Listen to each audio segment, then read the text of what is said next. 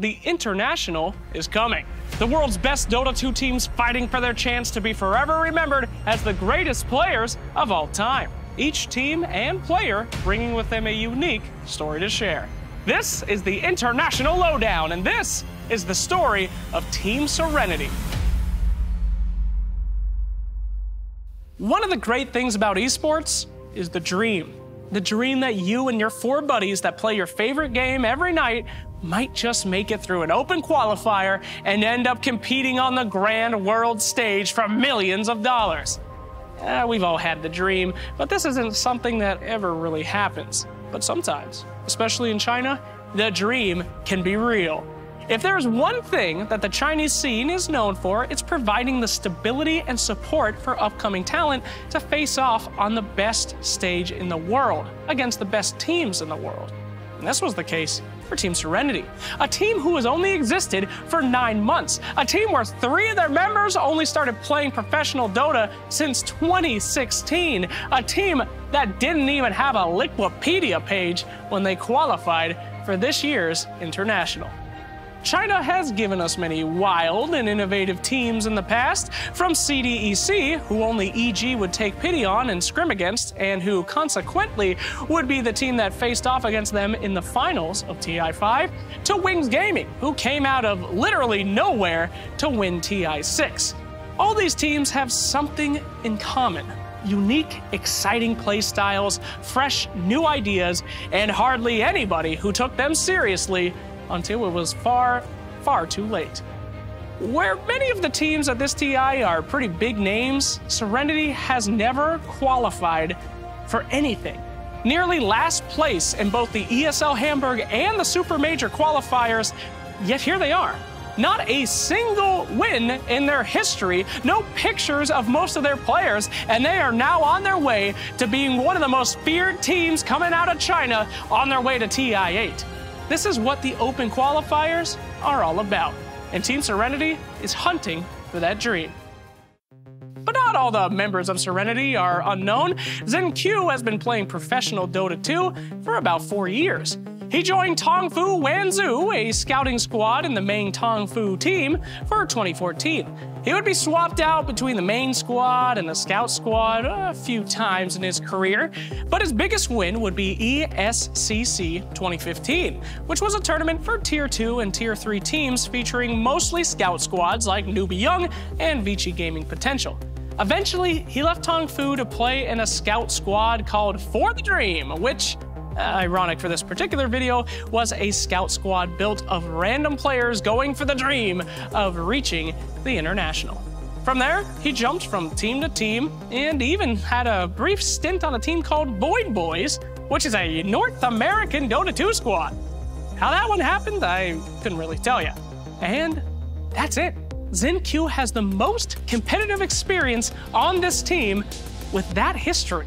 Yet right now, he is running circles around China's best, showcasing his exceptional and unique skill in the TI8 Opens. ZenQ ran an incredible Blink Dagger Queen of Pain that gave the world flashbacks to the Wings Gaming run of the International 6. With his unique way of thinking about Dota and his unpredictable play style, the world has all eyes on ZenQ. And I think we're all excited to see what's next. The only other player on Serenity with some real established competitive history is GGG, who I'm just gonna be calling G from now on. He has been playing competitive Dota from around 2014, but not gaining much attention until his stint on eHome.Keen, a squad that would eventually become the famous Keen Gaming. Keen Gaming would go on to win a few qualifiers here and there, but never really saw too much success at the main events. After leaving Keen Gaming last January for Team Serenity, Z may have felt like he made a mistake, as only a few months later, Keen placed second at GESC, earning them some very precious Dota Pro Circuit points. But Z had the last laugh, as now the completely unknown squad that he dropped Keen for is on their way to TI8. While Z is one of the more well-known players on the team, being one of the first players in China to reach the coveted 9,000 MMR, his competitive experience thus far has been a little bit underwhelming. with critics saying that he is an outstanding player, but before he's cracked under the competitive pressure. But how wrong they were, as during the qualifiers for the most high-pressure event in esports history, the man was untiltable. The past is history, and Z has never been closer to achieving the dream. Formerly XXSJ, now XCJ, the player may not have had much competitive experience as his teammates, but the Team Serenity hard support has a little bit of his own. Starting off on Team Max in early 2015, XCJ has not seen too many grand finals. His total career earnings, as of right now, is $1,700 in 3 years. In a little bit, he's going to be playing for, 9,000 times more than his lifetime earnings. Despite his relatively uneventful career so far, XCJ has been one of the star players on Team Serenity in the qualifiers. In fact, he has been setting some world records. In his game versus LGDFY, XCJ started off as a support silencer, but he dominated so hard, he ended that game as their core, setting a brand new world record for 33 assists on the hero with 62 total stolen intelligence. Whew.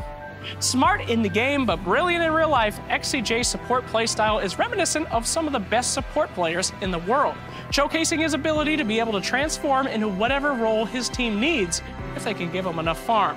Versatility has been one of the things that this team is quickly getting known for, and XCJ seems to be the most versatile player of them all.